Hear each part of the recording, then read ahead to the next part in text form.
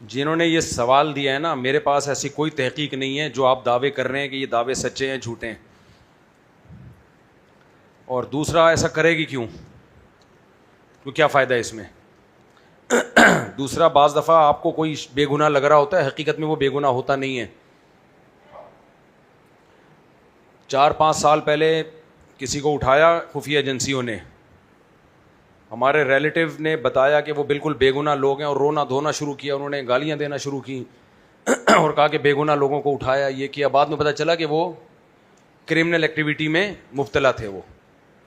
تو اس لیے میں نہیں کہتا کہ ہماری ایجنسیاں یا ہماری فوج نے کوئی غلطی نہیں کی ہے, لیکن اسپیسیفک کوئی خاص واقعہ ہوگا اور آپ کہیں گے میں اس پہ احتجاج ریکارڈ کرواؤں, مجھے نہیں پتا بھائی اس کی ڈیپ میں کیا ہے. آپ جس کو بے گناہ کہہ رہے ہیں وہ بے گناہ ہے بھی کہ نہیں ہے. تو گورنمنٹ کے پاس, ایجنسیوں کے پاس جو معلومات ہوتی ہیں وہ میرے اور آپ کے پاس نہیں ہوتی. ہم یہی کہیں گے جو بھی ظالم ہے اللہ اس کو تباہ و برباد کرے, پہلے ہدایت ہے, ہدایت کے قابل نہیں ہے تباہ و برباد کرے. لیکن اسپیسیفک کسی خاص واقعے میں کہوں کہ یہ غلط ہے, میرے پاس نالج نہیں ہے. اور اگر بے گناہوں کو قتل اس طرح سے ایجنسیاں کر رہی ہوتی ہیں تو بے گناہ تو اور بھی بہت سارے لوگ ہیں. لوگ کہتے ہیں کہ یہ کے پی کے میں ہو رہا ہے, پنجاب میں کیوں نہیں ہو رہا. جتنی بھی ایکٹیویٹیز ہیں, افغانستان کا بارڈر ملتا ہے کے پی کے سے, تو جتنے بھی انڈیا کی ایجنسیاں ہیں انوالو ہو رہی ہیں اینٹی اسٹیٹ ایکٹیویٹی میں, وہ ساری افغانستان کے بارڈر سے پشاور اور کے پی کے آتے ہیں, وہاں سے جا کے دھماکے کر رہے ہوتے ہیں. تو جہاں ہوگا وہاں پر ہی آپریشن ہوگا نا. جیسے بلوچستان میں فوج آپریشن کر رہی ہے اس لیے کہ دھماکے وہاں ہو رہے ہیں. لوگ کہتے ہیں یہ فوج خود کروا رہی ہے. اب تو لوگوں کے سامنے آ گیا نا جو بے گناہ بھی بے دردی سے قتل ہوا ہے. ابھی ایک فیملی بچیوں کے سامنے باپ کو شہید کیا گیا, یہ فوج نے کیا ہے. ہمارے ملک میں گورنمنٹ پہ کو جو کرمنل ایکٹیویٹیز ہیں ان کے خلاف کام کرنے ہی نہیں دیا جاتا. بعض دفعہ کوئی وزیر رکاوٹ بن رہا ہوتا ہے. مثال کے طور پر کراچی میں جب دہشت گردی عروج پر تھی, جب راحیل شریف کے دور میں رینجرز کے پاس اختیارات آئے, وہ دہشت گردی ختم کر دی انہوں نے. جب تک سویلین کے پاس اختیارات تھے وہ رینجرز کو اختیارات ہی نہیں دے رہے تھے, اور ہم صبح شام بلا وجہ رینجرز کو بلا بلا کہہ رہے تھے اپنی ذمہ داری پوری نہیں کر رہے ہیں. میں رینجرز کے آفیسر سے ملا, وہ کہتے تھے بھائی ہمارے پاس اختیارات ہی نہیں, گورنمنٹ دیتی نہیں اختیارات. اختیارات دے تو 2 دن میں کراچی کو ٹھیک کر دیں ہم.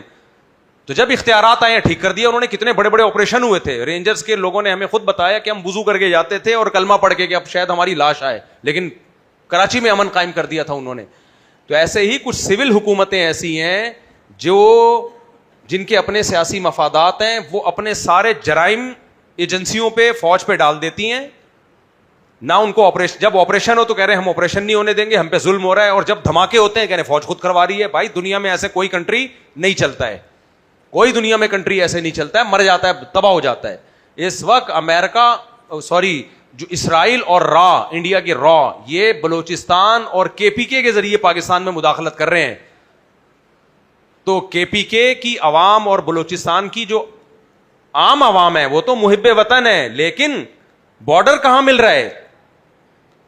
بارڈر تو افغانستان سے مل رہا ہے نا, اور افغانستان کے ذریعے انڈیا انوالو ہو رہا ہے, تو وہ مداخلت انہی صوبوں میں زیادہ کر رہا ہے. تو جب انہی صوبوں میں مداخلت ہو رہی ہے تو آپریشن بھی انہی صوبوں, وہیں جو لوگ بکیں گے, جو غیر ملکی ایجنسیوں سے پیسہ لے کے ان کے لیے کام کریں گے, تو انہی کو اٹھایا جائے گا نا. پھر لوگ کہتے ہیں بلوچستان میں ہی اٹھا رہے ہیں, کے پی کے میں اٹھا رہے ہیں, ہم پنجاب میں کیوں نہیں؟ پنجاب میں نہیں ہو رہا یہ سب کچھ, پنجاب میں ہو نہیں رہا. پنجاب میں ہوگا تو پنجاب میں بھی اٹھائیں گے.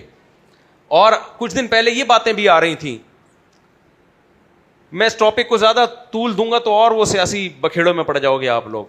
خلاصہ یہ ہے کہ اینٹی اسٹیٹ کسی ایلیمنٹ کے ساتھ نہ ملو, نہ ملک کے خلاف چلو, کوئی آپ کو نہیں چھیڑے گا, کوئی کسی کے پاس فالتو ٹائم نہیں ہے. آپ خود پہلے اینٹی اسٹیٹ ایلیمنٹ کے ساتھ جڑتے ہو, ان کی کالیں ریسیو کرتے ہو, ان سے فون پہ بات کرتے ہو, اس کے بعد جب اٹھایا جاتا ہے تو پھر رونا پیٹنا شروع کر دیتے ہو, ہائے ہمارے ساتھ یہ ہو گیا, ہائے ہمارے ساتھ یہ ہو گیا. دوسری بات یہ کہ بعض دفعہ شبہ کی بیس پہ بھی کسی علاقے میں بہت زیادہ کرائم ہو رہے ہوں تو بعض دفعہ غلطی سے بھی بے گناہ لوگ گرفتار ہو جاتے ہیں, اور غلطی سے بھی بے گناہ لوگوں پہ بلی آ جاتی ہے, کیونکہ اب یہ اس سے بچنا ممکن نہیں ہے. جب کسی علاقے میں بہت زیادہ دہشت گردی ہو رہی ہو تو شک کی بنیاد پہ بھی اٹھایا جاتا ہے, کیونکہ کسی کے ماتھے پہ تھوڑی لکھا ہوتا ہے. تو بعض دفعہ ایسے بے گناہ لوگ بھی ان گنہگاروں کی وجہ سے رگڑے میں آ جاتے ہیں. اس کی مثال بالکل ایسے ہے کہ جیسے جو بھی بھیک مانگنے والے ہیں, ہم تو نہیں دیتے عام طور پر, لیکن ان کی وجہ سے بہت سے مستحقین بھی محروم ہو جاتے ہیں ان فراڈیوں کی وجہ سے. اب کوئی مفتی صاحب کے پاس بھکاری آیا تھا, مستحق بھی تھا, مفتی صاحب نے بھگا دیا, تو مفتی صاحب مستحق لوگوں کو نہیں دیتے. بھائی ہمیں کیا پتہ چلے گا, ماتھے پہ تھوڑی لکھا ہوا ہے, ہم نے تو زیادہ دیکھا فراڈ ہو رہا ہے تو ہم اگلے کو بھی سمجھنا شروع کرتے ہیں, پتہ نہیں 2 نمبر ہی نہ کر رہا ہو. تو اسی طرح یاد رکھو, جب حکومتی لیول پہ آپریشنز ہوتے ہیں تو شک کی بنیاد پہ بھی ہوتے ہیں, کیونکہ وہ کہتے ہیں ہم نے چھوڑ دیا تو یہ 20 لوگوں کی جان جائے گی. تو اس میں بہت دفعہ بے گناہ لوگ رگڑے میں آ جاتے ہیں, جو کہ نہیں آنے چاہیے, غلط ہے, لیکن آ جاتے ہیں. لیکن اگر آپ اپنے آپ کو صاف رکھو, ریاست کے خلاف مت جاؤ, کوئی آپ کو کچھ نہیں کہتا. کچھ کہہ رہا ہے تو اس کا مطلب یا تو غلطی سے آپ پہ الزام لگایا گیا ہے, یا واقعی آپ انوالو ہو, گھننے بنے ہوئے اور بول رہے ہو کہ ہمارا اسٹیٹ مخالف ایلیمنٹ سے کوئی لینا دینا نہیں, گھننے بنے ہوئے ہو, مظلوم بنے ہوئے ہو.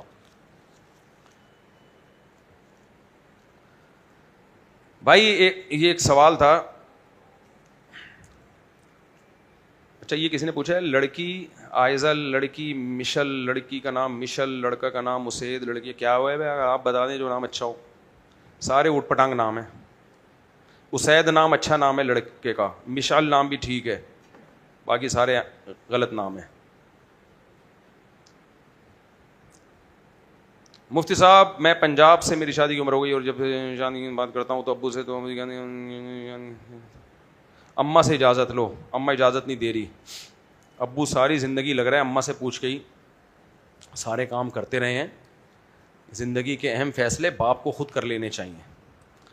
تو باقی یہ کہ پوچھو ہی نہیں, کر لو, اگر آپ کما رہے ہو تو کر لو. ابا کو منع کرنے کا رائٹ ہی نہیں ہے نا. اگر کوئی شخص کما رہا ہے, بیوی کو اپنے خرچے پہ پال سکتا ہے, تو ابا کو اسے شادی سے روکنے کا اللہ نے رائٹ ہی نہیں دیا ہے. اس لیے باپ کی اطاعت اس موقع پہ لازم نہیں ہے, آپ کر کے بتا دو. کوشش کرو ابا مان جائیں, اماں بھی مان جائیں, نہیں مانے تو پھر کر کے بتا دو. ورنہ میں تو ایک ہی میری ہوتی, دوسری پہ کون مانتا ہے, کوئی بھی نہیں مانتا. میں اپنی والدہ کے پاؤں پکڑتا تھا, والدہ ایسے یوں دیتی, چل, تو میں نے کہا یہ بھائی یہ نہیں ہوگا, کوئی بھی نہیں مانے گا. تو پھر 15 دن کے بعد بتایا میں نے کہ 15 دن پہلے میں شادی کر چکا ہوں. اس کے بعد پھر تیسری بھی اسی چوتھی. کیا اجتماعی دعا ثابت ہے؟ اجتماعی دعا تو ثابت ہے فی نفسہ, لیکن فرض نمازوں کے بعد اجتماعی دعا کسی بھی صحیح یا ضعیف, ایک روایت ہے ضعیف ہے وہ بھی, اس میں 1 دفعہ کا ذکر ہے. علماء بیان کرتے ہیں, یہ فقہ حنفی میں تو باقاعدہ یہ اصول ہے, اصول فقہ کی کتابوں میں, کہ وہ عمل جو بار بار ریپیٹ ہو رہا تھا نبی کے دور میں, اگر اس میں ہمیں کوئی ایک صحیح حدیث مل بھی جائے تو وہ بھی قابل قبول نہیں ہے. حسامی ہے اصول فقہ کی کتاب, فقہ حنفی کی, نور الانوار ہے, یہ فقہ حنفی کی اصول فقہ کی کتاب ہے. اصول الشاشی ہے, ما عمت بہ البلوا, وہ چیز جس میں ابتلا بہت زیادہ ہو تو سوال پیدا ہو تو اس کو بیان ایک نے کیوں کیا. تو یہ کام تو 5 نمازوں میں ہو رہا تھا اجتماعی دعا, تو ایک روایت میں کیوں ملتا ہے؟ اس کو تو بہت سارے لوگ بیان کریں نا, اور وہ روایت بھی ضعیف ہے, اور اس روایت میں بھی اجتماعی دعا کا ذکر نہیں ہے. بس اتنا ہے کہ نبی نے ہاتھ اٹھائے, تو اب اس سے اخذ کر کے نبی نے اٹھائے تو صحابہ نے بھی اٹھائے ہوں گے, پھر صحابہ نے اجتماعی, تو بہت ساری چیزیں نکال لی ہیں میرے بھائی. اور جو فقہ حنفی کو فالو کرتے ہیں ان کو تو ویسے بھی چاہیے کہ ہم قرآن و سنت کی وہ تشریح کو فالو کرتے ہیں جو امام ابو حنیفہ سے منقول ہے. یعنی قرآن و حدیث کی تشریح میں جب اختلاف ہوگا تو ہم چاروں ائمہ کو برحق سمجھتے ہیں, لیکن عمل کے طور پر پریکٹیکلی فالو کس کو کرتے ہیں؟ فقہ حنفی کو. یہی مطلب ہوتا ہے نا حنفی ہونے کا. تو فقہ حنفی کی تو کسی کتاب میں نہیں ہے کہ فرض نماز کے بعد اجتماعی دعا مانگنی چاہیے, نہ فقہ شافعی کی کسی کتاب میں, نہ فقہ حنبلی کی کسی کتاب میں, نہ فقہ مالکی. تو چاروں فقہی مذاہب کی کسی کتاب میں نہیں ہے. صرف اہل حدیث کے بغض میں ہم اس کو پروموٹ کریں, کیونکہ اہل حدیث نے کلپ بنا دیا ہے کہ یہ فرض نماز کے بعد اجتماعی دعا ثابت نہیں ہے, تو اہل حدیثوں کو جواب دینے کے لیے کہ نہیں جی ثابت ہے, اس کو پیچھے پڑ جائیں اس کے, یہ زیادتی ہے. سمجھ میں نہیں آ رہی بات؟ اہل حدیث لوگ مذاق اڑاتے ہیں نا دیوبندیوں کا کہ تم لوگ فرض نماز کے بعد اجتماعی دعا کرتے ہو, کہاں سے ثابت ہے؟ تو بجائے اس کے کہ مان لے کہ یار ثابت نہیں, ہم سے غلطی ہو رہی ہے. بہت مشکل ہے سمجھانا, دوبارہ سے انگلش میں سمجھاتا ہوں. یہ ہمارے مناظروں میں آیا کہاں سے فرض نماز کے بعد اجتماعی دعا کی حمایت میں؟ یہ اہل حدیثوں نے جب مخالفت کی نا اہل حدیثوں نے مذاق اڑانا شروع کیا، بھائی تم لوگ فرض نماز کے بعد اجتماعی دعائیں مانگتے ہو، یہ کہاں سے ثابت ہے، کہاں ہیں؟ تو مان لیتے کہ کہیں نہیں ہے، صحیح ہے نا، لیکن یہ ماننا مشکل کام ہے، اس میں بےزتی ہوتی ہے. حالانکہ ہم کوئی دودھ کے دھلے ہوئے تھوڑی ہیں، فرشتے تھوڑی ہیں، مان لینا اچھا ہے یار. ہم سے بھی غلطی ہو جاتی، ہو گئی بھائی ایک چیز ہندوستان میں رائج ہو گئی، اب اس کو ختم کرنا بہت مشکل تھا. اس لیے مفتی شفیع صاحب رحمہ اللہ نے اس پہ پورا رسالہ لکھا ہے. مفتی اعظم پاکستان جو تھے حضرت مفتی تقی صاحب کے والد، انہوں نے پورا رسالہ لکھا کہ کہیں ثابت نہیں ہے، لیکن یہ بھی لکھا کہ بھائی فتنے کا خطرہ ہے، فتنہ بہت ہوگا نا، ایک دم سے ایک چیز چھوڑ دی جائے تو فتنہ ہوگا، اس لیے آرام آرام سے ختم کیا جائے اس کو، اور جن مسجدوں میں ہو رہی ہے فی الحال اس کو کنٹینیو کیا جائے. یہ بالکل بیلنس بات تھی، لیکن مانا انہوں نے کہ ثابت نہیں ہے. تو یہ ہمارے اکابر کا طریقہ تھا کہ ایک چیز نہیں ہے تو مان لیا جائے. لیکن جو مناظر ہوتے ہیں نا، مناظر، اس کا تو کام ہے سامنے والے کو نیچا دکھانا. تو وہ جب اہل حدیث کہہ دے گا کہ یہ ثابت نہیں ہے تو بس پھر اہل حدیثوں کو نیچا دکھانے کے لیے کہ نہیں ثابت ہے، یہ پھر زیادتی ہے. یہ کیا ہے؟ یہ فرض کر لیا گیا ہے کہ اہل حدیث کے منہ سے کبھی کوئی صحیح بات نکل نہیں سکتی. یہ غلط ہے. اس کی ایک اور آسان مثال دوں، بس وہ بات کر کے پھر آپ لوگ کو. اہل حدیث لوگ یہ کہتے ہیں کہ اللہ تعالیٰ عرش پر ہے. ویسے یہ ٹاپک چھیڑنا چاہیے نہیں، اللہ معاف فرمائے، غلطی سے چھڑ گیا، اب یہ چھڑ گیا تو میں کر لیتا ہوں. یہ دوبارہ یہ بحثیں، نبی نے اس طرح کی بحثوں سے بہت سختی سے منع کیا. یہ اللہ تعالیٰ کے بارے میں نا. اب کیا ہوا، میرے پاس ایک شخص قطر سے کسی ہمارے دوست کا فون آیا کہ وہ اہل حدیث تو گمراہ ہو گئے ہیں. میں نے کہا کیوں گمراہ؟ کہہ رہے ہیں وہ کہتے ہیں اللہ تعالیٰ عرش پر ہے، حالانکہ اللہ تو ہر جگہ موجود ہے. تو میں نے کہا اس میں گمراہی والی کوئی بات نہیں، کیونکہ اللہ بھی قرآن میں کیا کہہ رہے ہیں، میں کہاں ہوں، الرحمن علی العرش استوى، اللہ خود کہہ رہے ہیں میں کہاں ہوں. تو اہل حدیث اس مسئلے میں گمراہ کیسے ہو گئے؟ تو کہہ رہے ہیں اس کا تو مطلب ہے نا، اس کا مطلب جو بھی، میں نے کہا جو بھی مطلب ہے اللہ نے وہ مطلب بیان کیا. اللہ نے اتنا کہا کہ اللہ عرش پر ہے، مطلب تم خود ہی تلاش کرتے رہو. تو ہم بھی جب یہ کہہ دیں کہ اللہ عرش پر ہے، مطلب کہ ایسی کی تیسی، منہ سے ہم نے جب یہ لفظ بول دیا تو گمراہ کیسے ہو گئے؟ نہیں حضرت آپ تو مجھے لگتا ہے غیر مقلد ہو گئے ہیں، آپ تو یہ ہو گئے ہیں، آپ تو فلانا ہو گئے ہیں، آپ تو ہمارے کو تھے نا استاذ تھے حنفی ہیں بڑے پکے. تو لیکن ایک علماء تو محقق ہوتے ہیں نا، فقہ حنفی کو کے ہونے کے ساتھ ساتھ محقق بھی ہوتے ہیں وہ. تو وہ کسی نے کہا آپ اہل حدیث سے بڑے متاثر. انہوں نے کہا میں حدیث سے متاثر ہوں، اہل حدیث سے متاثر نہیں ہوں، لیکن حدیث ہے تو بھائی ہم بھی قرآن اور حدیث سے متاثر ہیں. تو قرآن میں اللہ نے جگہ جگہ یہ کہا ہے رحمان کہاں ہے، عرش پر ہے. پھر حدیث کے صاف الفاظ ہیں، ایک باندی نبی کے پاس آئی، نبی نے اسے چیک کرنے کے لیے کہ مسلم ہے یا غیر مسلم، نبی نے اس سے پوچھا این اللہ، اللہ کہاں ہے. باندی نے ایسے انگلی سے اشارہ کیا آسمان کی طرف اور کہا فی السماء، آسمان میں. نبی نے فرمایا اعتقھا، اس کو آزاد کر دو، فانھا مؤمنۃ، یہ مومن ہے.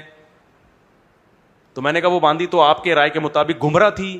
اس نے صرف اتنا نہیں کہا اللہ اوپر ہے، بلکہ انگلی سے اشارہ بھی کیا. میں نے کہا میرے بھائی پبلک کو وہی دین بتاؤ جو آسان ہو، زیادہ ٹیکنیکل بات. اشاعرہ ماتریدیہ کیا کہتے ہیں، سر آنکھوں پہ یہ سب بڑے بڑے علماء تھے. یہ بحثیں علماء کے لیے ٹھیک ہیں، یہ سب اکابر تھے، بزرگ تھے، ان کے عقائد درست ہیں اپنی جگہ.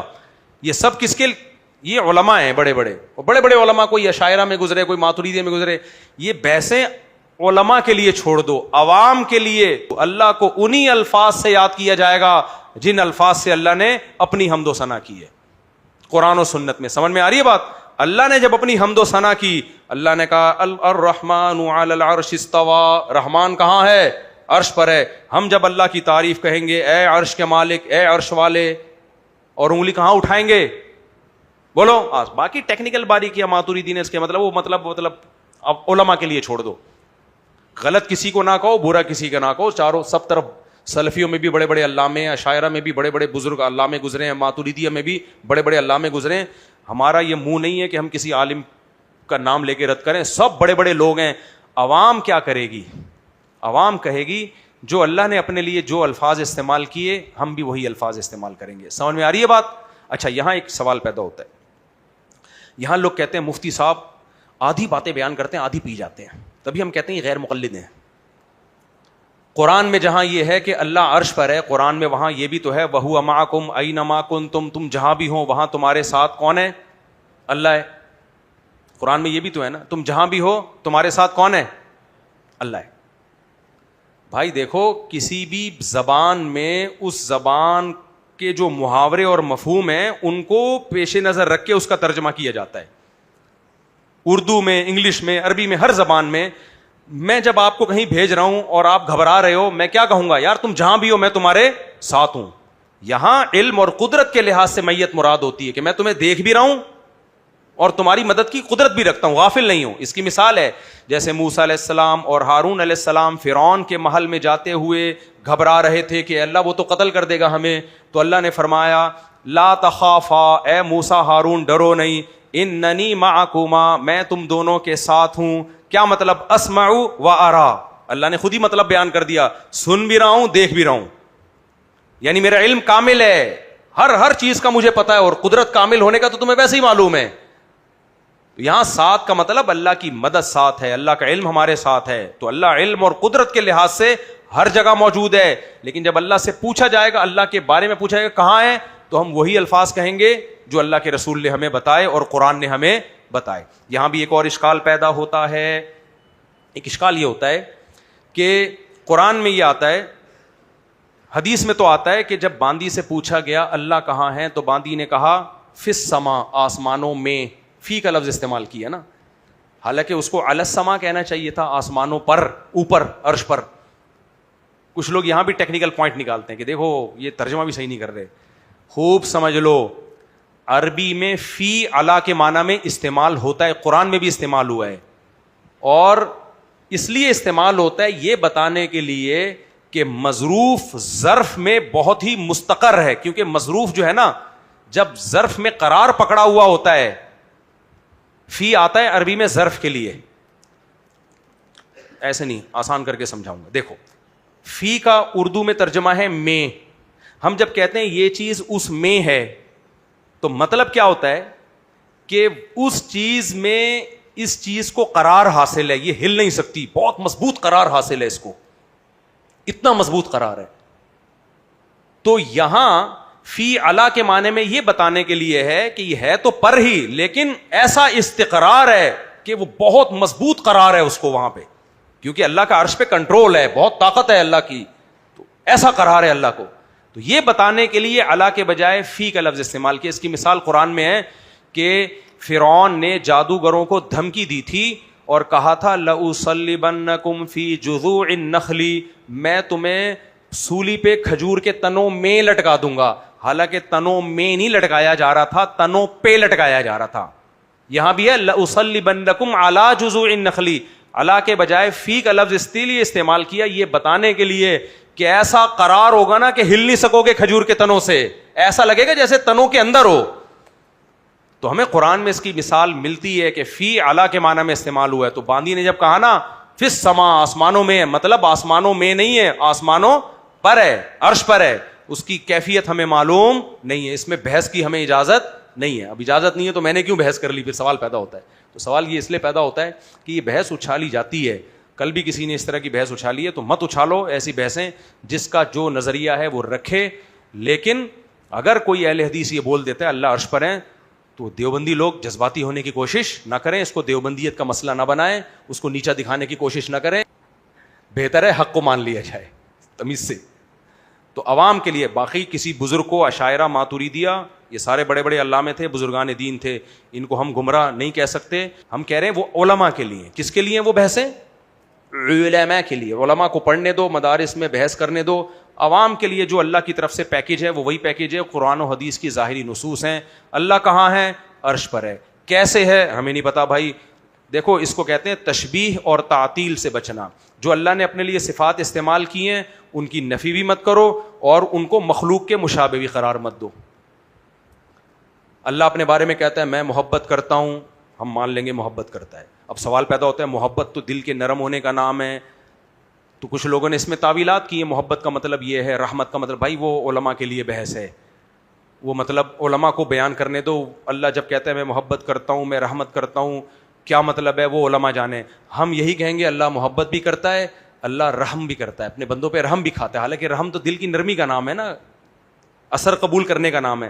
بھائی ہمیں نہیں پتا, اللہ مہربان بھی ہے, رحمت اس کو ترس بھی آتا ہے بندوں پہ, غضب بھی کرتا ہے. ان ربی قد غضب اليوم غضبا لم یغضب قبلہ مثلہ ولن یغضب بعدہ مثلہ. حدیث میں آتا ہے قیامت کے دن نافرمانوں کو اتنا غصہ ہوگا, اللہ کو نافرمانوں پر اتنا غصہ ہوگا کہ نبی فرمائیں گے کہ میرا رب ایسا غضبناک ہوا ہے کہ اس سے پہلے بھی کبھی نہیں ہوا, اس کے بعد بھی کبھی نہیں ہوا. اب یہاں سوال پیدا ہوتا ہے بھائی غصہ تو ایک جذباتی کیفیت کا نام ہے, تو کیا معاذ اللہ پہ یہ کیفیات آتی ہیں؟ تو اب علماء نے اشاعرہ ماتوریدیہ میں ایک بحث چلی ہے, یہاں مطلب یہ ہے بھائی وہ ان کو کرنے دو, علماء لوگ ہیں, ہمارا کام کیا ہے عوام کا, کسی کو برا نہ کہیں, ہم یہ کہیں بھائی اللہ کو غضب آتا ہے, کما ہوا لائقم بشانہ, اس کا غضب ہمارے جیسا نہیں ہے, وہ اس کی شان کے مطابق ہے, ہم اس کو بندوں پہ قیاس نہیں کر سکتے. یہ اسلم ہے, یہ عقیدہ آسان ہے, اس پہ اشکالات کم ہوتے ہیں, اس میں نجات کے چانسز زیادہ ہیں. اللہ پوچھے گا تم نے مجھے کہہ دیا کہ مجھے غضب آتا ہے, تو ہم کہیں گے اللہ ہم نے نہیں کہا, تو نے خود کہا ہے. سمجھ میں آ رہی بات؟ تیرے نبی نے کہا ہے تیرے بارے میں, تو اللہ کہے گا پھر اس کا مطلب کیا ہے؟ اللہ تیرے نبی نے ہمیں مطلب نہیں بتایا, بس ہمیں بتایا کہ اللہ کو غصہ آتا ہے. تو ہم نے بھی یہی عقیدہ رکھا. جب ہم سے پوچھا گیا کہ اللہ کو غضب آتا ہے, ہم نے کہا ہاں آتا ہے. ہم سے جب پوچھا گیا اللہ محبت کرتا ہے, ہاں کرتا ہے. اللہ کسی پہ ترس کھاتا ہے, رحم آتا ہے, ہاں آتا ہے. کیا مطلب تھا ہمیں نہیں بتایا گیا, ہمیں یہ بتایا گیا لیس کمثلہ شیء, تیرے جیسا کوئی بھی نہیں ہے, لہذا تجھ پہ کسی کو قیاس ہو, تیری صفات پر کسی کو قیاس, تجھے قیاس نہیں کیا جا سکتا. تو یہ آسان ہے. اسلم کا مطلب اس میں نجات, بچنے کے چانسز زیادہ ہیں. تو اس لیے زیادہ ان بکھیڑوں میں نہیں پڑا کرو. اور مناظر لوگ جو ہوتے ہیں ان کا تو کام ہوتا ہے سامنے والے کو نیچا دکھانا, ان کا کام حق بیان کرنا نہیں ہوتا. اور مفتیان کرام سے دین پوچھا کرو جو باقاعدہ اداروں سے فارغ ہوں. تو میں جو بات کر رہا ہوں یہ علماء دیوبند کی بھی جو بھی صحیح علماء ہیں نا, جو علماء دیوبند میں جو مدارس میں افتاء کا کام کر رہے ہیں, باقاعدہ پڑھے لکھے ہیں, ان کی بھی یہی رائے ہے. میں نے کوئی الگ رائے قائم نہیں کی ہے, لیکن بات وہی ہے کہ دلائل کو فالو کرنا چاہیے, دلیل کو فوکس کرنا چاہیے. اب اس میں بحث وحث نہ کریں, کیونکہ ان مسائل میں بحث کرنا بھی غلط ہے. خود کر لی, اب بول رہے ہیں ہمیں بولنے کو نہیں کرو. ہمارے مسلمانوں میں, ہاں تو بات تو اجتماعی دعا کی پوچھی گئی تھی, وہ تو کمپلیٹ کر دوں. تو فقہ حنفی کی کسی کتاب میں بھی نہیں لکھا ہوا, بلکہ اس کے خلاف لکھا ہوا ہے. فقہ حنفی کی جتنی فتوے کی کتابیں, عربی اردو کی بات نہیں کر رہا, اردو تو آج کی لکھی ہوئی ہے نا, اصل تو فقہ حنفی عربی میں ہے, تو اس میں تمام میں یہی ہے کہ ثابت نہیں ہے. ہاں علامہ ظفر احمد عثمانی رحمہ اللہ نے وہ کیا ہے کچھ, لیکن وہ تو بہت بات کے ہیں نا, اصل تو پہلے سے چلا رہا ہے فقہ حنفی نا. تو وہ علامہ ظفر عثمانی کی رائے لوگ لے رہے ہوتے ہیں. سوال یہ کہ پی کے میں خصوصاً اتنے بڑے آپریشن ہوئے لیکن دہشت گردی ختم نہیں ہوئی.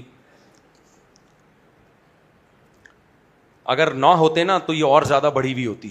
میں کوئی گورنمنٹ نہیں ہوں جو مجھ سے وہ سوال پوچھو, یہ جا کے فوجیوں سے پوچھو. سمجھ میں آ رہی ہے بات؟ میں تو ملک کی صرف ملک کی بقا کی بات کرتا ہوں آپ کے سامنے, کہ جب بھی دہشت گردی کے خلاف حکومت کام کر رہی ہو تو اعتراضات کر کے کیڑے نکالنے کے بجائے حکومت کا ساتھ دے کے دہشت گردوں کے خلاف اس آپریشن میں یا تو شریک ہو جاؤ یا زبان سے فیور کرو بس. باقی حکومت کے سارے کاموں کے نہ میں نے ٹھیکے لیے ہوئے, نہ مجھے کوئی پیسے ملتے ہیں حکومت سے. اگر رمضان کا روزہ توڑ دیا جائے اور کفارہ اور ہدیہ دینے کی بھی ہمت نہ ہو تو کیا کرنا چاہیے؟ رمضان کا روزہ اگر جان کر توڑا ہے, اور توڑا ہے کس طریقے سے, یا تو بیوی سے ہم بستری کر لی یا کھانا کھا لیا, کیونکہ بعض روزہ توڑنے کے طریقے ایسے ہیں اس سے کفارہ نہیں لازم ہوتا, گناہ ہوتا ہے, روزہ بھی ٹوٹ جائے. جیسے کسی نے ہینڈ پریکٹس کر لی, اللہ بچائے اس بیماری سے, تو اس سے روزہ تو ٹوٹ جائے گا رمضان کا, لیکن کفارہ لازم نہیں ہوگا. تو اگر بیوی سے ہم بستری کر لی ہے, یا خدا نخواستہ کسی بدبخت نے زنا کر لیا ہے, یا کھانا کھا لیا ہے, پانی پی لیا ہے پیاس کی شدت کی وجہ سے, تو پھر 60 روزے رکھنے پڑیں گے اس کو. تو اس میں 60 ہی رکھنے پڑیں گے. ہمت نہیں ہے تو سردیوں میں رکھ لے, دسمبر جنوری میں رکھ لے, جب دن چھوٹے ہوتے ہیں, موسم ٹھنڈا ہوتا ہے. اور اگر اتنا بوڑھا آدمی ہے کہ روزے رکھنے کی طاقت ہی نہیں ہے اس میں, یا ایسی بیماری ہے کہ ناممکنات میں سے, نہ دسمبر میں رکھ پائے گا نہ جنوری میں رکھ پائے گا, اس کی طاقت ہی نہیں ہے, ڈاکٹر کہیں گے کہ بھئی آپ بیمار ہو جاؤ گے, آپ کے اندر نام. ڈاکٹر بھی 1-2 نہیں ہیں, آج کل ڈاکٹر بھی ڈھیلے ڈھالے آتے ہیں. کئی ڈاکٹر اس کو بول دیں کہ باقی آپ کی, جیسے شوگر بعض لوگوں کو اتنی خطرناک لیول کی ہوتی ہے کہ وہ کھائے بغیر نہیں رہ سکتے, تو ایسی صورت میں پھر 60 غریبوں کو 2 ٹائم کا کھانا کھلا دے. اگر اس کے بھی پیسے نہیں ہیں, خود اتنا غریب ہے, لوگوں کو چاہیے تعاون کر لیں اس کے ساتھ, پھر بھی نہیں ہے تو پھر مجبوری ہے, پھر اللہ جب طاقت دے گا تو کر لے, نہیں تو اللہ معاف سے توبہ استغفار کرے. حدیث میں ایسا واقعہ ہے تو آپ صلی اللہ علیہ وسلم نے صحابی کو حکم دیا تھا کہ صدقہ کر لو تھوڑا بہت, تو انہوں نے کہا وہ بھی نہیں ہے.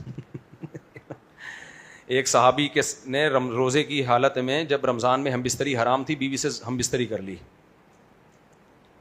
تو وہ کہتے ہیں اچھا خیر, تو نبی نے حکم دیا 60 روزے رکھو, ان میں طاقت نہیں تھی 60 روزے رکھنے کی, تو نبی نے حکم دیا 60 غریبوں کو کھانا کھلاؤ, انہوں نے کہا پیسے ہی نہیں ہیں.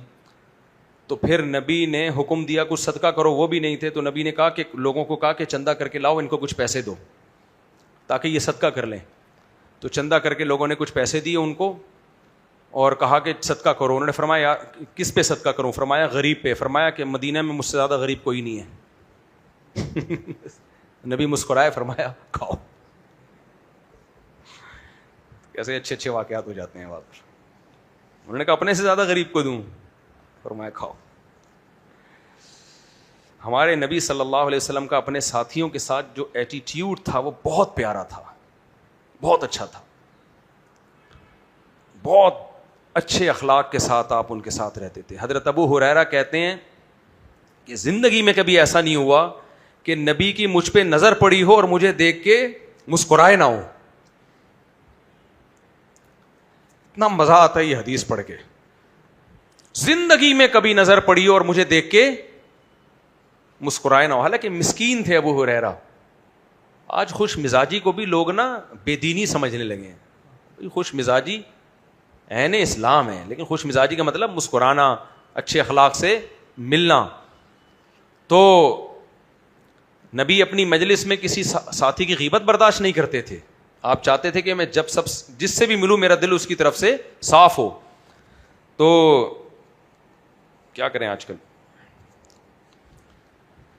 متشدد مولویوں کے پاس چلے جاؤ, بس ڈپریشن کا ڈبہ بن کے نکلتا ہے آدمی وہاں سے. ڈپریشن کا ڈبہ بن کے نہیں, چیخ رہے ہوتے ہیں ہاں اٹھیاں اٹھیاں, وہ بھی کافر, فلاں بھی کافر, وہ گستاخ, وہ بدتمیزی, وہ جوتوں کا ہار پہنا دو اگر میں نے اس کو گستاخ ثابت نہیں کیا, یہ نہیں کیا, وہ نہیں کیا. تو وہ ان مولویوں کے پاس بیٹھ کے جو پروڈکٹ مارکیٹ میں آ رہی ہے وہ بھی کیا آ رہی ہے, وہ بھی اسی قسم کی پروڈکٹ آ رہی ہے. تہجد کی نماز کا صحیح طریقے سے بتا دیں. کون کہتے ہیں 2 رکعتیں پڑھی جائیں, کوئی کہتے ہیں 4 رکعتیں پڑھی جائیں. 4 رکعت کر کے بھی پڑھ سکتے ہیں, بہتر ہے 2 رکعت کر کے پڑھی جائے. باقی 4 رکعت کر کے بھی پڑھ سکتے ہیں, یہی طریقہ ہے بس. 8 رکعتیں پڑھ لیں, 4 رکعتیں پڑھ لیں, 2 رکعت نہ, some thing is better than nothing. کچھ نہیں ہوتا, کم از کم 2 رکعت ہی پڑھ لیں. مفتی صاحب جب صبح کی نماز پڑھی ہوں تو اس کے پیچھے کوئی سنت پڑھ سکتے ہیں یا نہیں؟ جب صبح کی فجر کی فرض نماز جب کھڑی بھی ہو تو سنتیں پڑھنا جائز ہیں یا نہیں ہے؟ حقیقت یہ ہے کہ اس مسئلے پر ابھی تک میں نے پورے طریقے سے تحقیق کی نہیں ہے, اس لیے میں کچھ بولتا ہی نہیں اس بارے میں. جب میں مکمل پوری ریسرچ کر لوں گا ریفرنسز کے ساتھ پھر میں اس مسئلے پہ بات کروں گا. سوال پیدا ہوتا ہے اب تک کیوں نہیں کی ہے, اس لیے کہ اس سے بڑے بڑے مسائل پر کر رہا ہوں میں ابھی تک. سمجھتے ہو؟ اتنی بات تو فقہ حنفی میں بھی ناجائز ہے کہ جس جگہ جماعت ہو رہی ہو وہاں کھڑے ہو کے نماز پڑھنا بالکل جائز نہیں ہے. لوگ ادھر ہی کھڑے ہو کے نماز پڑھ رہے ہوتے ہیں. تو باقی مسجد کے دروازے پر یا کہیں کونے میں جا کے کرنا جائز ہے یا نہیں, اس بارے میں احناف کے دلائل ہیں کیا, میں نے پوری طرح سے مطالعہ کیا نہیں ہے اس کا. تو جب تک کیا نہیں ہے تو میں اس پہ لب کشائی کر نہیں سکتا. اچھا دوسری, یہ فقہ حنفی ہے بھی یا نہیں ہے, یہ بھی میری تحقیق نہیں ہے. بعض دفعہ وہ فقہ حنفی ہوتا نہیں ہے, کھاتے میں ڈالا گیا ہوتا ہے فقہ حنفی کے, امام صاحب کا یہ قول بھی نہیں ہوتا, نہ صاحبین کا قول ہوتا ہے. تو یہ پوری چیزوں پہ تحقیق باقی ہے, جب کر لوں گا تو مارکیٹ میں انشاءاللہ لے آؤں گا. ابھی ہمارے ایک دوست ہیں مسقط میں, انہوں نے مجھ سے مسئلہ پوچھا کہ ایک آدمی کھڑے ہو کے نماز پڑھ ہی نہیں سکتا, کھڑے ہو کے نماز پڑھ سکتا ہے, رکوع اور سجدہ نہیں کر سکتا وہ. تو احناف یہ کہتے ہیں کہ پھر وہ پوری نماز بیٹھ کے پڑھ سکتا ہے, قیام بھی ساقط ہو جاتا ہے. تو میں نے کہا میری اس مسئلے پہ تحقیق نہیں ہے, لیکن اب ہو گئی ہے تحقیق, تو بڑی شاندار جاندار ہو گئی ہے. ہم مسلمان میں ہر چیز میں ملاوٹ کوئی خاص جھوٹ, جاپان میں جھوٹ نہیں بولا جاتا, دوسرے غیر مسلم ممالک میں ملاوٹ رحمائی فرمائے اللہ تعالیٰ. بھائی کچھ چیزیں غیر مسلموں میں اچھی ہو سکتی ہیں, اور یہ عربوں میں بھی تھا. عربوں میں مسلمانوں میں کچھ لوگ ایسے تھے, جیسے یہودی جو مسلمان ہوئے نا, ان میں تو بہت سے منافق تھے. جو گیٹ اپ مسلمانوں والا تھا اندر سے کیا تھے, وہ کافر تھے. لیکن قریش میں جو پکے کافر تھے وہ اچھے تھے زیادہ, وہ جھوٹ نہیں بولتے تھے, حضرت ابو سفیان جب غیر مسلم تھے تو بھی جھوٹ نہیں بولتے تھے. وہ عرب جب غیر مسلم تھے تو بھی سخی تھے, رشتہ داری نبھاتے تھے, تو یہ ساری چیزیں ان میں تھیں. تو کسی غیر مسلم میں چند باتیں اچھی ہو سکتی ہیں. تو جاپانیوں کے بارے میں مشہور ہے کہ جھوٹ نہیں بولتے, لیکن سارے ایسے نہیں ہیں. وہاں بھی میں نے 2 نمبریاں کے واقعات سنے. جاپان میں جب گیا, مجھے ایک پٹھان دوست نے بتایا کہ مجھے جاپانی نے جو نچوڑا ہے نا, پھر جاپانی جب نچوڑتا ہے تو وہ نچوڑتا بھی جاپانی میں ہے. وہ ایسا کام کر کے جاتا ہے, کہہ رہے تو بنیان رہ گیا بس, باقی تو سب لوٹ گیا. تو میجورٹی کے بارے میں کہا جا سکتا ہے کہ جھوٹ نہیں بولتے, اور میجورٹی میں ایمانداری کا عنصر ہے. یہ کہاں سے آیا؟ ان کی جو حکومتیں ہیں انہوں نے ان کی بچپن سے ٹریننگ کی ہے. حکومتوں کی مینجمنٹ ہے یہ. تو جہاں بھی حکومت کی طرف سے کوئی مینجمنٹ ہوگی, کوئی تعلیم کا انتظام ہوگا, تو اس کا آؤٹ پٹ نکلے گا. اللہ نے دنیا کو دارالاسباب بنایا, جس چیز کے اسباب اختیار کرو گے رزلٹ سامنے ہوگا. تو انہوں نے اسباب اختیار کے رزلٹ سامنے. ہمارے ملک میں ایسے اسباب نہیں ہیں. ہمارے ہاں بچہ اسکول جانے کے بعد ہی جھوٹ بولنا سیکھتا ہے. وہ ٹیچر لیٹ آتا ہے, حاضری پوری لکھ رہا ہوگا, ٹائم پہ آیا ہوں, تو بچہ وہیں سے جھوٹ کیا ہوتا ہے, ماں باپ اس کو سچ سکھا رہے ہوتے ہیں, یونیورسٹیاں اس کو جھوٹ سکھا رہے ہوتے ہیں. وہاں جاپانی میں اگر ماں باپ اس کو جھوٹ سکھائیں گے بھی نا, تو اسکول اس کو سچ سکھا دے گا. یہاں ماں باپ سچ سکھائیں گے تو اسکول اس کو کیا سکھا دے گا؟ جھوٹ سکھا دے گا. تو یہ فرق ہے. یہ ہمارا قصور نہیں ہے, ہمارے حکمرانوں کا, ہماری مینجمنٹ کا قصور ہے. اور بھی میں کچھ کہنے والا تھا, ابھی چھوڑ. انتخابات میں جس ملک میں وہاں سے لوگ جیتتے ہوں جہاں سے کھڑے ہی نہیں ہوئے, تو ایمانداری گئی دل نہیں. اب ایمانداری کہاں؟ شفاف انتخابات. ہمارے ہو گیا. آخری سوال. میں نے زندگی میں کچھ کرنا ہے, اس کے لیے میں ڈائری لے کر بیٹھا اور لکھنا شروع کیا. میں نے آخرت کو ہدف بھی بنایا اور بھی بہت کچھ لکھا, لیکن عمل کیسے ہوگا؟ میں سافٹ ویئر انجینئر ہوں اور اچھی تنخواہ ہے. کیا میں یہ فیلڈ چھوڑ دوں یا اس میں محنت کروں؟ نیز دین کا علم کتنا اور کیسے سیکھوں؟ آپ سافٹ ویئر انجینئر ہیں تو اسی کو آخرت کا ذریعہ بنائیں, اس کو چھوڑیں نہیں. اپنی فیلڈ کو چھوڑیں گے تو کہیں کے بھی نہیں رہیں گے. اور عالم بننے کا طریقہ یہ ہے کہ جامعۃ الرشید میں جو انجینئرز اور بیچلرز لوگ ہیں ان کے لیے 4 سال کا عالم کا کورس ہے. اگر آپ کے پاس ٹائم ہے تو وہاں 4 سال کا عالم کا کورس کر لیں. ٹائم نہیں ہے تو پھر علماء کے بیانات سنیں. مسائل کے لیے بہشتی زیور ایک کتاب ہے. میں بھی ابھی ایک کورس ڈیزائن کر رہا ہوں, اسلام کیا ہے کے نام سے. بہت انشاءاللہ جاندار شاندار کورس ہوگا. وہ کورس جو کرے گا انشاءاللہ اللہ کی رحمت سے امید ہے گمراہی سے بچ جائے گا. ہمیشہ وہ گمراہی سے بچ جائے گا انشاءاللہ. تو وہ ایک ایسا کورس ہے جو اسلام کی بنیاد سمجھ میں آ جائے گی, بنیادی چیزیں انشاءاللہ اس میں.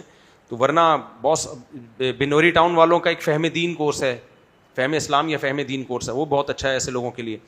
تو ایسا کوئی کورس کر لیں. لیکن اپنی فیلڈ میں ہی سافٹ ویئر انجینئر بہت ساری دین کی خدمتیں کر سکتا ہے, بہت سارے کام کر سکتا ہے. تو کچھ بھی نہ ہونا, ٹماٹر بیچ کے بھی دین کی خدمت کر سکتے ہو میرے بھائی. کیسے کر سکتے ہو؟ پیسہ کماؤ ٹماٹر بیچ کے, اس بزنس کو بڑھاؤ. اس پیسے سے کیا کرو؟ گھر میں بھی کھلاؤ, دینی مدارس کو دو, مسجدیں بنانے میں خرچ کرو, دین کی تبلیغ میں خرچ کرو.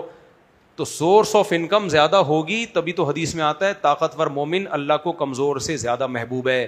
طاقت میں صرف جسمانی طاقت نہیں ہے, اکنامکلی طاقت بھی. انجینئر کے پاس تو چاہے وہ سافٹ ویئر انجینئر ہو, وہ یا سول انجینئر ہو, کسی بھی فیلڈ میں ہو, اس کے پاس تو ایک پاور ہے نا. تو اس پاور کو آپ اچھے کاموں میں استعمال کرو بھائی. چھوڑ چھاڑو, یہ تو رہبانیت ہے. ہمارا مذہبی طبقے میں سب سے بڑا مسئلہ یہی ہے کہ جب وہ مذہب کی طرف آتا ہے تو وہ ساری جو اسکلز اللہ نے اس کے اندر پیدا کی ان کو لات مار دیتا ہے, اور قوم کا بیکار اور معطل فرد بن کے اپنے آپ کو سمجھتے اب میں نیک ہو گیا ہوں, اب میں سیٹ ہوں, اب میں کیا ہوں؟ سیٹ ہوں. شکر ہے ڈاکٹر عبد القدیر خان کو اللہ نے یہ والی دین کی سوچ عطا. ڈاکٹر عبد القدیر خان بڑے مذہبی آدمی تھے, سمجھ میں. لوگ ڈاکٹر عبد القدیر خان کو لبرل سیکولر سمجھتے ہیں, قطعاً ایسا نہیں ہے. ہمارے ہاں جامعۃ الرشید میں ڈاکٹر عبد القدیر خان کے دور میں ڈاکٹر عبد القدیر خان بھی آ چکے ہیں, اور جو ایٹمی سائنسدان ڈاکٹر عبد القدیر خان کے دور کے تھے ان کی باقاعدہ تقریریں ہمارے جامعۃ الرشید میں ہوئی ہیں. خدا کی قسم وہ تقریریں سن کے لگتا ہی نہیں تھا کہ یہ کوئی سائنٹسٹ ہیں, ایسا لگتا تھا کوئی مولانا ہے. یہ سمجھ میں آ رہی ہے بات؟ ایسا لگتا تھا یہ کیا ہیں. اور پھر ڈاکٹر عبد القدیر خان کے بارے میں کسی ان کے قریبی ریلیٹو نے ہمیں رپورٹ پیش کی کہ جو ڈاکٹر عبد القدیر خان نے اسٹرگل اور محنت کی ہے نا ملک کے لیے, یہ مذہبی موٹیویشن کے بغیر ممکن ہی نہیں تھی. کیونکہ ایسا آدمی بہت آسانی سے بک جاتا ہے, نہیں بکے نہیں جھکے. کیوں؟ آخرت کا تصور تھا, ان کو پتا تھا اس کا ثواب دنیا میں تو نہیں ملا نا. ڈاکٹر عبد القدیر خان کو ثواب ملا؟ کچھ بھی نہیں ملا. انہوں نے یہ کیا آخرت کے لیے, آخرت کے بغیر یہ ہو نہیں سکتا. ترقی یافتہ ملکوں کے لیے ہو سکتا ہے, غریب ملکوں کے لیے یہ محنت نہیں ہو سکتی. سمجھ میں آ رہی ہے کہ نہیں آ رہی ہے؟ یہ غریب ملک کے لیے جب ہی محنت ہو سکتی ہے جب اللہ کو راضی کرنے کا جذبہ ہو کہ یار اللہ مجھے اس کا انعام دے گا, مسلمانوں کی جانوں کو بچاؤں گا میں. تو ڈاکٹر عبد القدیر خان نے اللہ کے لیے کیا, ان کی زندگی میں اللہ ان تھا, آؤٹ ہوتا پاکستان کو ایٹمی پاور نہیں بنانا تھا انہوں نے تو, لیکن کارآمد تھے. تو مولویوں میں میجورٹی الحمدللہ ٹھیک ہی ہے, لیکن کچھ غلط مولویوں کے ہتھے لوگ چڑھ جاتے ہیں, وہ رہبانیت میں چلے جاتے ہیں اور مسلم سوسائٹی کو بیکار بنا دیتے ہیں. بیکار آدمی نہ اللہ کو پسند نہ اللہ کے نبی کو پسند. مجھے تو بالکل خدا کی قسم, میں نہیں کہہ رہا میں بہت کارآمد ہوں, مجھے سست آدمی سے اتنی نفرت ہے نا, چاہے وہ نیک ہی کیوں نہ ہو. اور میرا مذہبی لوگوں سے بھی واسطہ پڑا ہے, بہت سارے مذہبی لوگ ہیں کچھ تبلیغ میں بھی, لیکن جب میں ان کے ساتھ سفر کیا مجھے اندازہ ہو گیا سست ہے, جان چھڑائی ہے میں نے ان سے. حالانکہ بڑے نیک ہیں, دعائیں مانگتے ہیں, مجھے اندازہ ہو گیا یہ عضو معطل ہے, یہ سوسائٹی کے لیے بیکار. یہ نماز پڑھ سکتا ہے, دعائیں بھی مانگ سکتا ہے, تہجد پڑھ سکتا ہے, لیکن یہ سوسائٹی پہ کیا ہے, بوجھ ہے. ایسے لوگوں کو میں ٹھڈا مار کے نکالتا ہوں, نکل یہاں سے. کارآمد آدمی اچھا ہوتا ہے بھائی, ایکٹیو آدمی اچھا ہوتا ہے, نہ دوسروں پہ بوجھ بنے, کماتا ہو, کھاتا ہو, کھلاتا ہو. ملک اور قوم کے لیے کوئی اچھا مرے تو لوگ کہیں یار اچھا آدمی دنیا سے چلا گیا, کاش نہ جاتا. پوستی قسم کے منوس یہ مرتے ہیں, لوگ کہتے ہیں یار, ابا بھی کہتا ہے یار ایک آدمی کا خرچہ میرے گھر سے الحمدللہ کم ہو گیا ہے. تو کارآمد لوگوں کو اللہ کو بھی قدر ہے, اللہ کے نبی کو بھی. صحابہ کیسے کارآمد تھے بھائی, کیسے. میں تو اس حدیث پڑھ کے حیران ہو گیا یار. حضرت حذیفہ ابن یمان کہتے ہیں یہودی ہمارے خلاف سازشیں کرتے تھے, نبی نے کہا کہ یہودیوں کی زبان سیکھو. کہتے ہیں میں نے 15 دن میں ان کی زبان سیکھی ہے. کتنی محنت کی ہوگی, کتنی محنت. میں نہیں کہہ رہا فل سیکھ لی ہوگی, اتنی کہ ان کی سازشیں سمجھنے لگے. ہمارے انگلش سیکھ رہے ہیں 25 سال ہو گئے ابھی تک سیکھ رہے ہیں. کیوں؟ فوکس ہی نہیں ہے, جذبہ ہی نہیں ہے. میں بھی اس میں داخل ہوں, میں کوئی بہت فنٹر نہیں ہوں. فوکس ہی نہیں کرتے کسی چیز کو. صحابہ فوکس کرتے تھے بھائی, ایک کام لگا دیا. نبی جاسوسی کے لیے صحابہ کو بھیجتے تھے نا, جس نے گستاخی کی تھی نبی صلی اللہ علیہ وسلم کی, شاعری کرتا تھا, گستاخ, بہت بڑا گستاخ تھا عرب میں, ہر وقت نبی کی شان میں گستاخیاں کرتا, حجب کرتا. نبی نے فرمایا اس کا سر چاہیے. کیسے؟ آپ ابو داؤد کی حدیث پڑھو, راتوں رات گئے اور کیا چال اختیار کی اور جا کے اس کی کھوپڑی لا کے نبی کی خدمت میں پیش کی ہے. بھائی بڑی یہ اسکلز ہیں, یہ محنت ہے.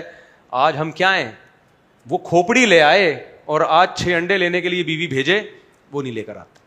وہاں جائے گا گٹر کے ڈھکن پہ بیٹھ جائے گا, پھر ادھر جا کے اسے باتیں شروع کر دے گا, پھر بھول جائے گا, پھر یہ ہو جائے گا. یہ چل رہا ہے مارکیٹ میں. سست آدمی بہت برا لگتا ہے, مجھے تو بہت برا لگتا ہے بھائی. میرا دل خدا کی قسم چاہتا ہے میں ہر وقت چستی پہ بیان کرتا رہوں. کس پہ بیان کرتا رہوں؟ ہمارے جامعۃ الرشید میں ایک عالم ہے, ان کی عادت یہ ہے, پٹھان ہے باجوڑ کے, انہیں جب کوئی تحقیقی کام دیا جائے نا تو جت جاتے ہیں وہ اس میں, دن رات ایک کر دیتا ہے وہ بندہ. ایک دن میں نے ان سے, کسی کے منہ پہ تعریف کرنی نہیں چاہیے, لیکن میں نے بولا کہ یار شاید میرے اندر اتنی کوالٹی نہ ہو, لیکن مجھے آپ کی یہ عادت بہت پسند ہے کہ جو کام ادارے کی طرف سے دیا گیا ہے, تحقیقی کام, زمین آسمان ادھر سے ادھر کر دی, اس کام کو پایہ تکمیل تک علی وجہ البصیرہ پہنچانا ہے. اور کچھ مولوی ہوتے ہیں, ان کے طلبہ ہوتے ہیں, ان کو کوئی کام دو نا تحقیقی, ٹرخانے والا کام کر کے آتے ہیں. مثال کے طور پر ایک مثال دوں گا. مثال کے طور پر ہم نے ان سے کہا بخاری کی یہ حدیث تلاش کر کے لاؤ, تو حوالہ کسی بزرگ کی کتاب کا, انہوں نے یہ حدیث پیش کی ہے اور حوالہ دیا ہے بخاری کی جلد نمبر فلاں, حدیث نمبر فلاں. میرا دل چاہتا ہے اس کو چماٹ لگاؤں. کم بخت تو خود بخاری میں نہیں دیکھ سکتا جا کے, فلاں نے لکھا ہے کہ بخاری میں, تو فلاں کا لکھا ہوا آ گیا, وہ یہ ہے سستی. تو جا کے دیکھ لے, اندھا ہے کیا؟ جا کے نکال کے دیکھ, اوریجنل کتاب سے لے آنا, نکال کے رکھی ہوئی ہیں کتابیں. آج کل مکتبہ شاملہ ہے, انٹرنیٹ پہ حدیثیں نکل آتی ہیں, لیکن چونکہ وہ سست آدمی ہے, کتاب جو سامنے رکھی تھی اس میں حضرت جی نے لکھا کہ بخاری میں ہے, تو حضرت جی کے ریفرنس سے لکھ دیا کس میں ہے, بخاری میں. تو یہ ہمارے ہاں جو تحقیقی کام ہو رہا ہے نا, ڈاکٹروں میں بھی, انجینئر میں, بہت سے ڈاکٹر اس طرح سے تحقیق کر رہے ہوتے ہیں. کچھ ڈاکٹر یوٹیوب پہ وہ تحقیق کا حق ادا کرتے ہیں, لیکن کچھ ڈاکٹر 2 نمبر ہیں. یہ اس طرح کے سست لوگ آپ کو ہر فیلڈ میں ملیں گے.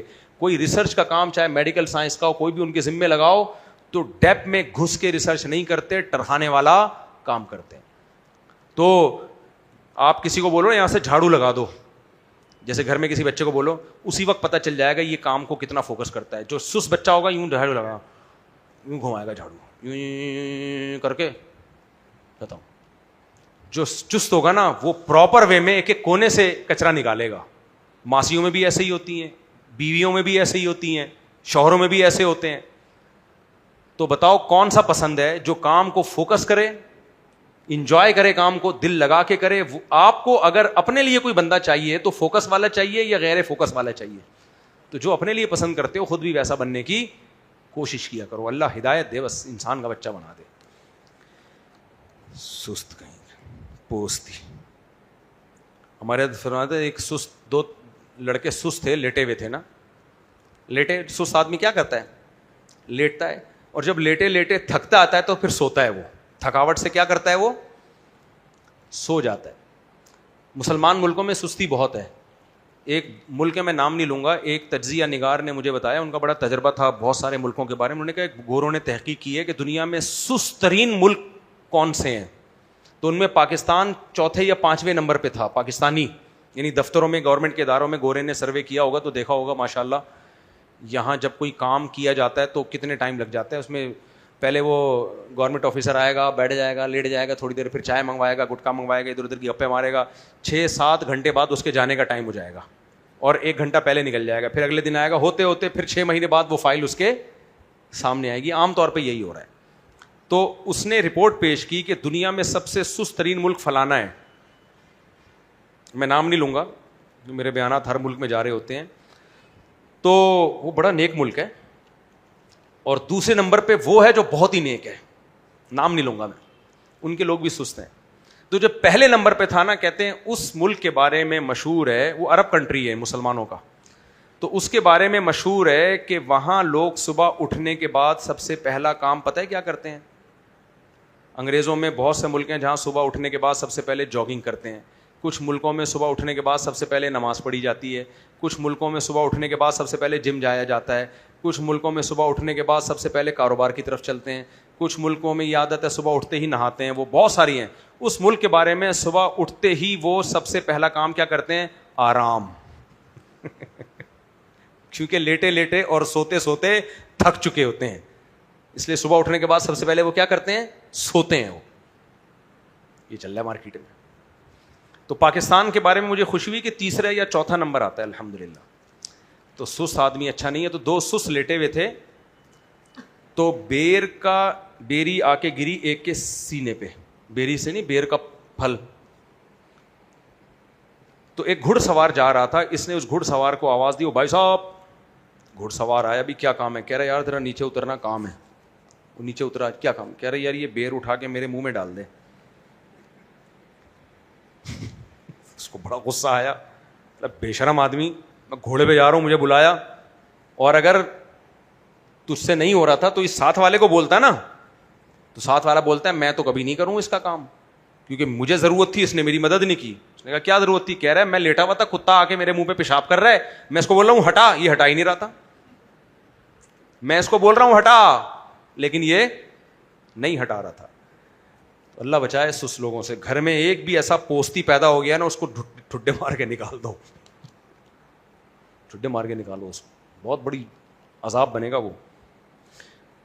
نکالو نہیں, سیدھا کر دو اس کو. میرے بیٹے نے باپ سے باپ کا گھر خرید لیا اور رقم کی ادائیگی بھی کر دی, اور باپ نے گھر کی ملکیت بھی بیٹے کو دے دی قانونی طور پر. اب گھر بیچنے کے بعد باپ اور باپ کی دوسری اولادوں کے پاس کوئی اور گھر نہیں تھا جہاں وہ سب رہ سکیں. تو جس بیٹے نے گھر خریدا اس نے اپنے سارے بہن بھائیوں کو اسی گھر میں رہنے دیا, اور باپ بھی اس گھر میں رہتے رہے. تو کیا باپ کے انتقال کے بعد وہ گھر باپ کی وراثت میں شامل کیا جائے گا؟ نہیں.